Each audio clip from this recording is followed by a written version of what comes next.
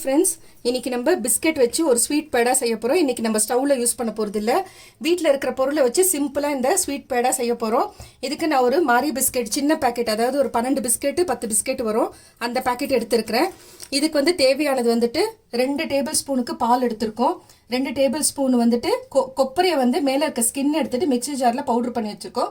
கொஞ்சம் கேஷ்யூ நட்டு, 1 டேபிள் ஸ்பூனுக்கு நெய் எடுத்திருக்கேன். 2 டேபிள் ஸ்பூனுக்கு சர்க்கரை, கொஞ்சம் ஏலக்காய் தூள் பண்ணி வச்சுருக்கேன். இப்போ பிஸ்கெட்டை நம்ம மிக்ஸி ஜாரில் போட்டு பவுடர் பண்ணி எடுத்துக்கலாம். மிக்ஸி ஜாரில் போட்டாச்சு. இது நம்ம நைஸாக பவுடர் பண்ணி எடுத்துக்கலாம். இப்போ இந்த மாதிரி நைஸாக பவுடர் பண்ணி எடுத்தாச்சு. இது கூடவே நம்ம ஏலக்காய் தூளையும் சேர்த்துக்கலாம். சர்க்கரை 2 டேபிள் ஸ்பூன் எடுத்துருக்கோம், அதையும் இதோட மிக்ஸ் பண்ணிக்கலாம்.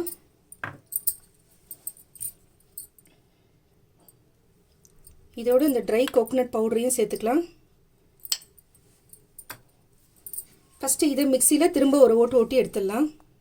இப்போ இதை பவுடர் பண்ணியாச்சு. பவுடர் பண்ணதுக்கப்புறம் 1 ஸ்பூனுக்கு நெய் போட்டுக்கோங்க. நெய் போடுறது பண்ணும்போது டேஸ்ட் நல்லாயிருக்கும், அதுக்காக தான். இதை போட்டுட்டு திரும்ப ஒரு ஓட்டி எடுத்துக்கலாம்.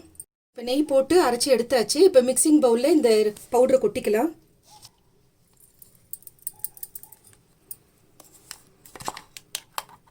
இதை ஃபுல்லாகவே கொட்டிக்கலாம். இப்போ கொஞ்சமாக பால் ஊற்றிட்டு இதை பிசைஞ்சிக்கணும். நம்ம சப்பாத்தி மாவு பதத்துக்கு பிசைஞ்சிக்கணும், நிறைய பால் ஊற்ற வேண்டாம். ஏன்னா இதில் சக்கரை நம்ம பவுடர் பண்ணி இதில் சேர்த்துருக்கோம். நேரம் ஆக அப்படியே கெட்டியாகிடும்.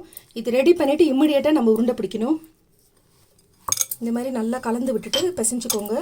நம்ம ஊற்றின பாலே போதுமாக இருக்குது, ஜாஸ்தி பால் ஊற்ற வேண்டாம். உங்களுக்கு வேணும்னா கொஞ்சம் கொஞ்சமாக தெளித்து பண்ணிக்கோங்க. இப்போ கரெக்டாக ஆகிடுச்சு. சப்பாத்தி மாவு பதத்துக்கு இருக்கணும் இது. இப்போ பாருங்கள், இந்த மாதிரி பிசைஞ்சாச்சு. இப்போ கையில் கொஞ்சமாக நெய் தடவிட்டு இதை சின்ன சின்ன பாலாக நம்ம உருண்டை பிடிச்சி எடுத்துக்கலாம்.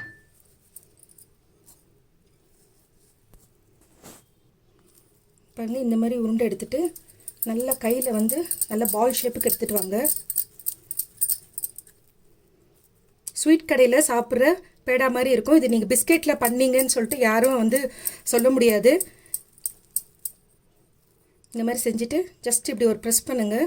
ப்ரெஸ் பண்ணிவிட்டு அவ்வளோதான். இதில் நம்ம ட்ரை ஃப்ரூட்ஸ் வைக்கிறதுக்காக இப்போ இன்னொன்று செஞ்சு காட்டுற பாருங்க. ரொம்ப பெருசாக எடுக்க வேண்டாம்.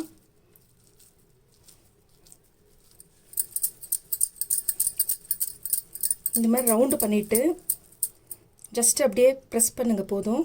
ப்ரெஸ் பண்ணிவிட்டு இங்கே ஒரு சின்ன ஓட்டை மாதிரி போடுங்க, அவ்வளோதான். இப்போ பாருங்கள், நம்மளுடைய பிஸ்கெட் பேடா ரெடி ஆகிடுச்சு. இது மேலே ட்ரை ஃப்ரூட்ஸு, பாதாம், பிஸ்தா, முந்திரி எது வேணால் வைக்கலாம். செரி பழம் இருந்துச்சுன்னா கூட சின்ன சின்ன பீஸாக கட் பண்ணிவிட்டு வைக்கலாம். எனக்கு ரெட்டு கலரில் இருக்கிறதுக்கு ரொம்ப அட்ராக்ஷனாக கலர்ஃபுல்லாக இருக்கும்.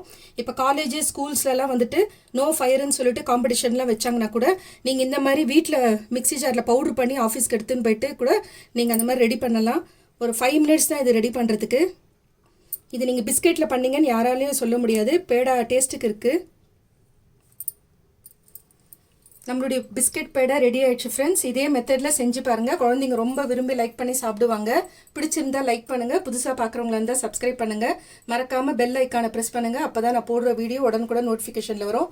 Thank you friends.